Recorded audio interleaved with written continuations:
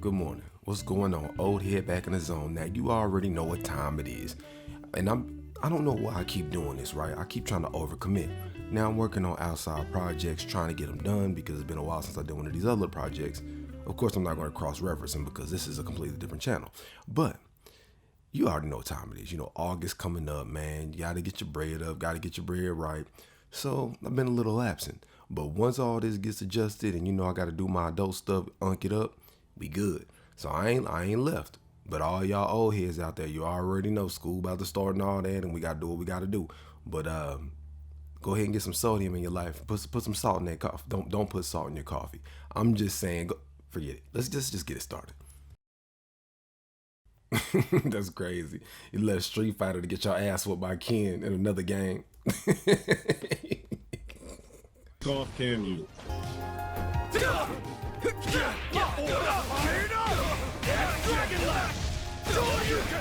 I don't know, maybe it's me and it's the same exact moves, but in this art style and everything, it looks a whole lot better.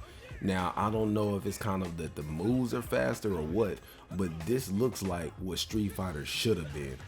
I could be wrong, but obviously it's Fatal Fury, but this looks a whole lot better. Let me know in the comment section what you think. I think this would have been better if Street Fighter played more like this. Character literally must be easiest. Just that simple. What's crazy is he ain't doing none of the blocks. He ain't doing none of the counters. Like when I played this game, there was a whole bunch to these kits that he's not even using. So you're not even, what's bad about this, right? He's literally losing to Ken with no drive rush, no auto counters, anything. So there's no excuse for you to be getting beat up by Ken like this by the standard move list. It's essentially Street Fighter minus the mechanics that you complain about, and they gave you more defensive mechanics, and you still can't win. That's crazy. Dude literally was trash, just kept doing random jumps and just spamming target combos. I mean, basically you're complaining about every fighting game ever. I mean, essentially that's every fighting game. People jumping in, trying to get closer, or they'll do the target combos. Typical. Get ready, fight! Hadouken! Hadouken! Hadouken! Yeah! Hadouken! Hadouken! Hadouken! Hadouken! Hadouken! Hadouken! Hadouken! Ooh, that boy Ken putting them layers on him, ain't he? Tatsumaki Senpu! Hadouken! Right there! Shoryuken!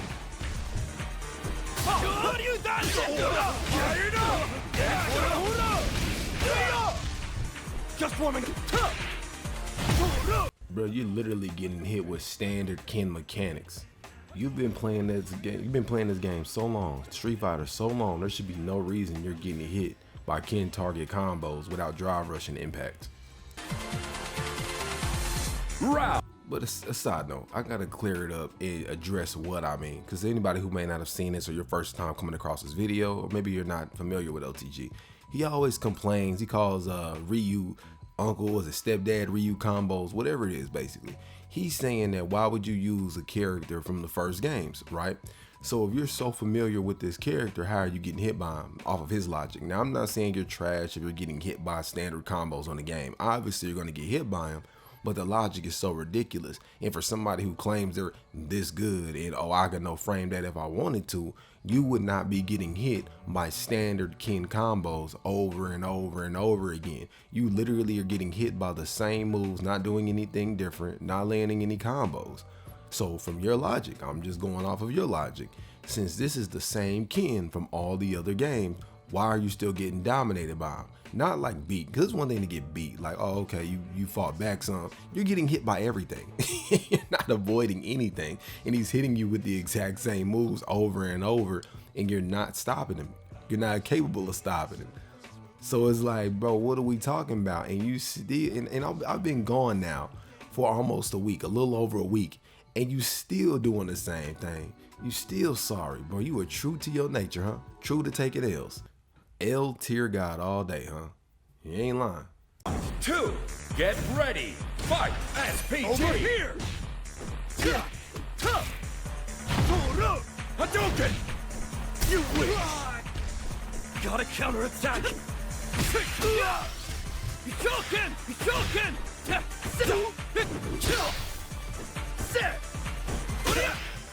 And where your moves that all you trying to do is jump kick him and throw Hadoukens? Like, I don't get it. Like, these are the first different moves you use. Look, still trying to jump attack. Hadouken! Hadouken! Hadouken! Hadouken! Hadouken! Fire now! Coming at you! Bloop. I don't know how to use Andy yet, so I'm just kind of around. Wouldn't it make more sense to go to the training mode? And if I recall, for this game right here, that prize pool was crazy, wasn't it? Wasn't it like a crazy number? Hold on, let me look it up.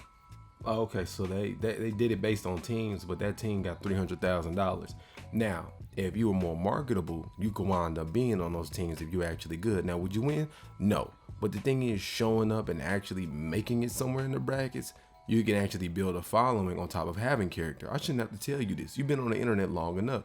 But no, I don't want to get good at the game that has a $300,000 or what really was $1 million and it got broken up amongst, other, from what I'm understanding, other rankings. But even then, that's a big prize pool.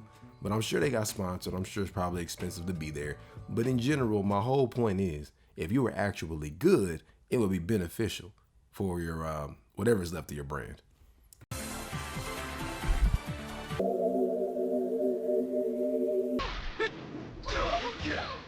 Here it is! It's like, get your hands off me.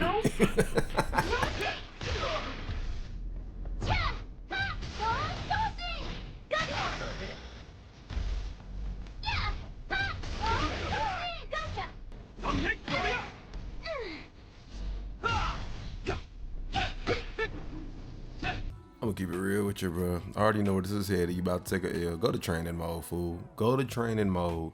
Get good with the character and then go back to ranked. Cause this is crazy. This is ridiculous. Like, I ain't seeing you do nothing. I didn't expect much, but I'm just saying, bro. Every time I take a break and come back, you still ain't doing nothing different. And have the audacity and the nerve to complain about your position or who ain't donating and all of this. It's crazy.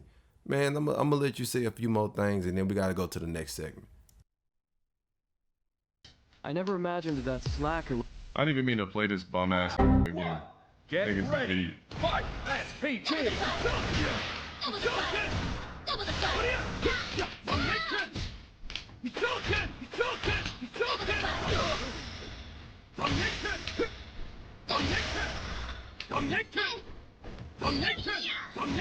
Oh, here he go. Bro, you play the game like a 4-year-old, fool. Like,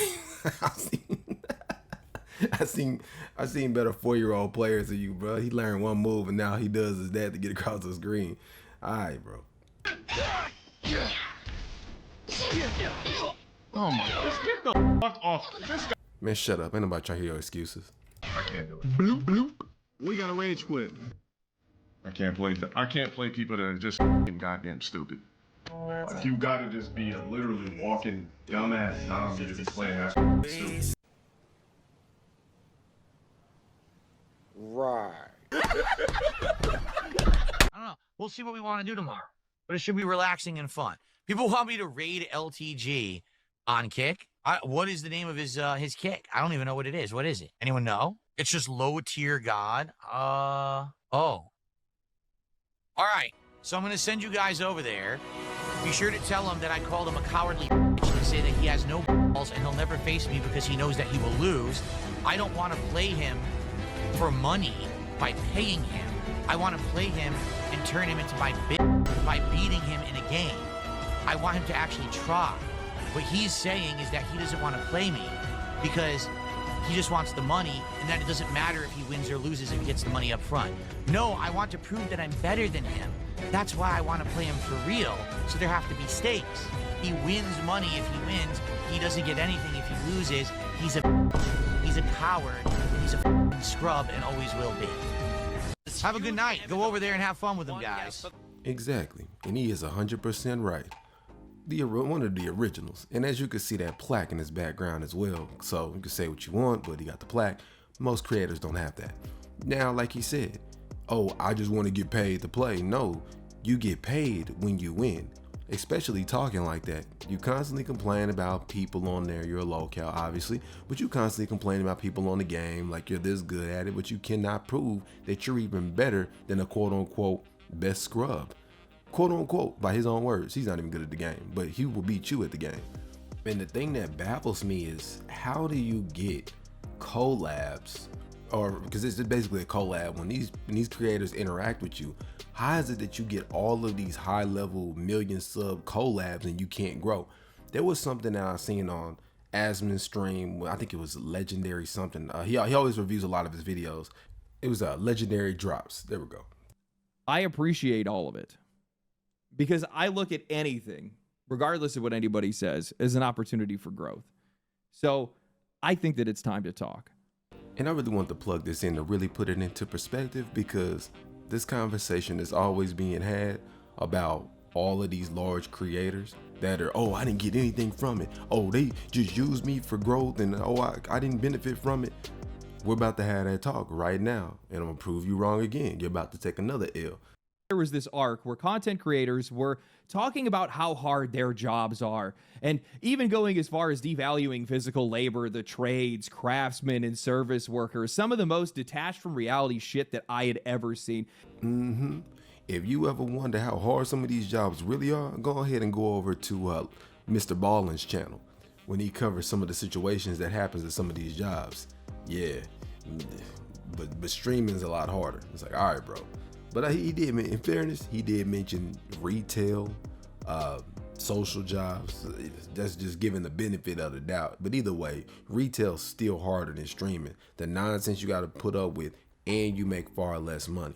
If you're good at streaming, obviously, because if you're not a good streamer, you're not going to make any money streaming. You're going to make more money in retail, and you're going to be far more upset as a streamer because you're not making any money and you're streaming 8 to 10 hours a day. But with this one, is a choice. With that retail and the other ones, you have to show up. You have to be there. It is mandatory, and you can get fired. And also, yes, you can get kicked off of streaming platforms unless you're Hassan or one of those orbiters. But but that's your own fault. Like, so you got yourself kicked off. It wasn't like, oh, you were just streaming and you got kicked off, or somebody had a problem with you, got kicked off. You actually violated TOS. And the retail jobs, somebody can come start an issue with you and get you fired based on something you didn't even do. Yeah, it's that deep. So even if we want to talk as far as even what they have to put up with and how they're on the chopping block, even if they don't do anything wrong, just due to the company not wanting issues, yeah, it's nowhere near the same. Nor is streaming harder. Now, I'm gonna say it may be harder to be a successful streamer, but as far as the job workload and what you got to put up with, no, it's not. Especially for somebody who worked in construction and watched every single day what those people went through. When Asmongold reacted to one of those videos, standing with the common worker and acknowledging that their work is more demanding, he did point out that content creation does have its own set of challenges. And when a chatter had popped up saying something along the lines of anybody can do it, his response stuck with me. He had said, if you think it's that easy, then do it. And this is what I wanted to clarify about it, because I want to be clear too. I don't want to say anything that gets taken out of context. I am not saying that being a successful streamer is easy whatsoever. It is not easy. But once you pass the threshold and you become you become a top 30%er, because the percentages below that are, man, that's, you talking about Kai Cenats and people like that. That's a whole different level. I'll just say, I won't even say 30. I'll say top 40%. That's a little bit more feasible. Yeah, it's far easier, but it is hard to get to that point. So that's where the distinction has to be made. Once you have it and it's rolling, you have an established audience, you have people who follow you and look for your content. No, it ain't. No, it's not. It's not hard at all. It's like you could literally get on there, say anything and do anything, and they will literally co-sign it because you have a cult following. You have an echo chamber. Once you become big on there, you develop an echo chamber. As long as you just don't do anything that's too bad, like Mr. I work at Blizzard over here, you know, Mr. Pirate Software, I'm never wrong. You know what I'm saying? You could have a cult following and literally throw it all in the trash just because you can't say that you're wrong. Shout out to Meet King, and that was a dope skit. And if you haven't seen it, go ahead and check it out. But let him go ahead and move forward. That's what I thought, and that's what I did. I thought I could do better than other people I saw online, so I did it. That shit hit me so hard. I was one of those people. I thought it was easy. I thought it was all luck. I still do to this day. It's when luck meets preparation. So yes, it is luck, but that doesn't mean that luck itself can automatically give you trajectory. The luck part is basically getting looked at. The luck is people seeing it. The luck is people basically reacting to it. But if the quality of the content is there, there's nothing about that. That's not luck at all. Like, that's the part that takes skill. Like, if you just look at Bobby Althoff and people like that, they had the luck or the engine behind them, whatever you want to call it, but they did not have what it took to maintain that trajectory. They got just thrown at the top, did not have to earn it, and they could not maintain it. They did not build an actual following. They were a plant. So, hey, we see how that goes. Actually, on the topic of Asmongold, I think this is something worth addressing for both viewers and creators, because I've seen a lot of people say things like Asmongold makes channels, and that's not exactly true. As wild as it sounds, he reacted to my very two first videos, and because of the quality really wasn't there at the time, because I really didn't know what I was doing either, because I didn't have the confidence in front of the camera, there really wasn't much reason for anyone to want to watch me beyond his reaction videos. I saw no increase in viewership, and I remained obscure for more than a year after that. And that's what I wanted to point out. It's called acceptance, and accepting that you need to do better. He said it clear as day. Asmon reacted to it. It did absolutely nothing for his viewership. He was on YouTube as well. Because like you said, I don't got my YouTube. That doesn't matter. If your content is there and you're somebody who's likable, you're somebody that people want to see, they're going to sub, they're going to watch. Plain and simple. And I know a lot of people have their opinions about Asmon. Of course, I don't agree with everything that he says, but recently he reviewed O'Shea Duke Jackson. He reviewed, various other creators. It was this one girl creator he reviewed. She had one or two videos. It had 200-300 subs, and instantly overnight was over 30, 40 something K. That was not because he reviewed her channel only. It's because she had quality content and he reviewed it and he enjoyed it. Because the way that her content was laid out, set up, and how she structured everything that she did on there, that's why she grew like she did. And there's been plenty of other people that he's looked at that they were great videos. Like whether it was meme pages, there was meme, I said it kind of weird, meme, like ones like comedy channels where they're going over things or discussing their issues with certain games and stuff like that, or certain topics. It's a whole huge array of people. And a lot of these videos, some of these videos don't have anybody watching it. Matter of fact, Corey Kenshin's a prime example. Just because Corey Kenshin looked at it don't mean it was gonna blow your channel up. When he was looking at these horror shorts, he literally gave them the trajectory they needed to blow up after that. Because they were quality videos, it was quality content. So it was luck at the fact that he watched it or that it got put in front of a huge audience. But the fact that they had the quality to gain the audience when they came over there, they're like, oh, whoa, they actually do quite a bit of good work. That's where their subs came in. So I'm gonna circle it back around, LTG. And this is what I'm gonna tell you. Your lack of growth is your fault. It's on you, nobody else. And these collabs, even as far as DSP Center telling you what he's telling you, you can grow off that as well. But you would have to win. Even if you lost, you would be able to grow off of it if you did it right. But being a failure, sitting around being a failure like this is crazy. And this is just my message to all the people who are outsiders. I'm saying what I'm saying because I don't like people to sit here and say, oh, we just hating. No, don't nobody ever tell you. Yes, we do. We tell you what you need to do. And you're so stubborn, you keep doing it the wrong way and you keep failing at it. That's on you.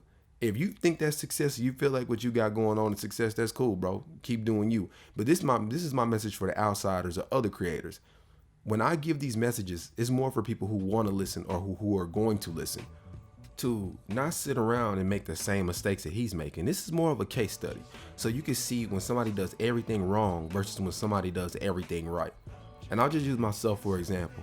You know what, my channel's not big, why it's not bigger? It's because I'm not consistent, because I have so much going on in the background and I don't like just dropping partial projects, or I don't like just putting out anything.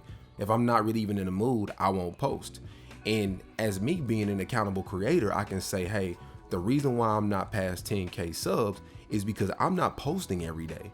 Or I'm not making this type of video to gain me these subs, because I know how to get more subs if I wanted to.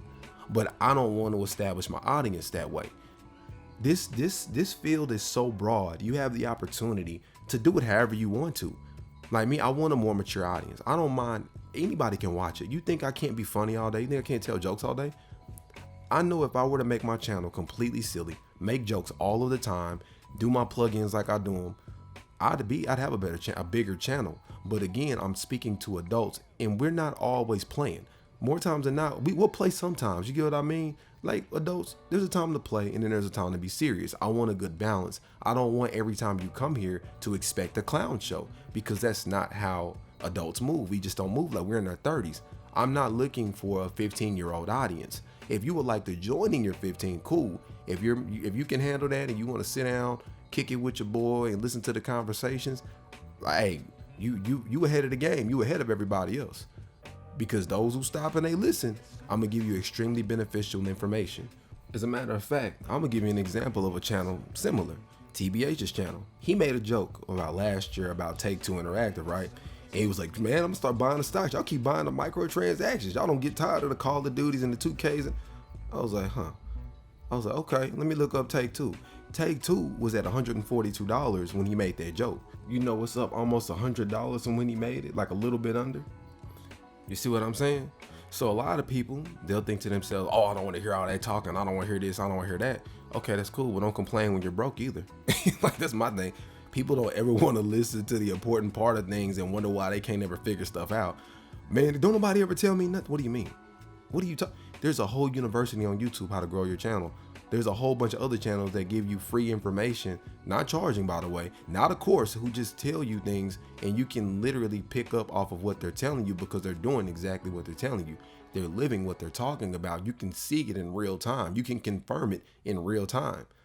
But you know what I'm saying? Hey, people got free will to do what they want. That's my whole point. I'm not talking to him. I'm not talking to LTG. I'm talking to you.